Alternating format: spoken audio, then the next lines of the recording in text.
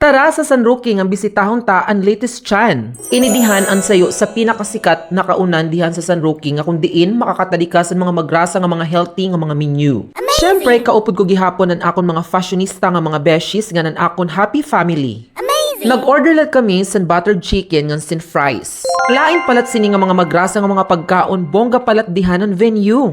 Mala man liwat adto ka sa Japan, snow na laan kulang. Nandiri gihapon mawawara ang photoshoot sinak mga dolls kay part na ini sinak ako lifestyle. Kaya tara mga kalaro, opdi kami niyo sa amo food trip ngan travel. Let's go! Welcome to Lettuce Chan Papa Wad's Little Farm.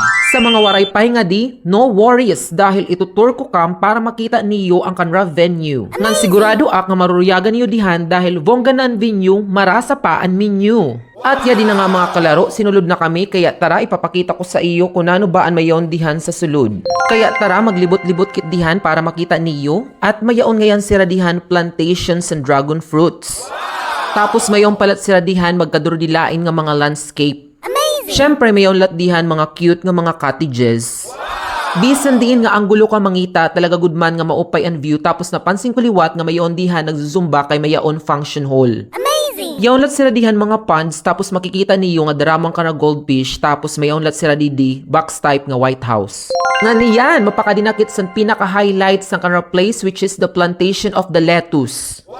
Mayon lat sardihan mini pond nga mayon Virgin Mary tapos makikita mo doon ang mga digtoy nga isda. So after ko mag-picture-picture nga magkuha videos para sa ako vlogs, so nag-order na sira para sa amo foods. Nag-enjoy talaga kami sa karagin serve sa amo nga pagkaon tapos ang amo travel yan na. Amazing! Kaya ano pa ang inaantay ninyo ngayon? Pumunta na kayo rito sa Lettuce Chan. Goodbye guys!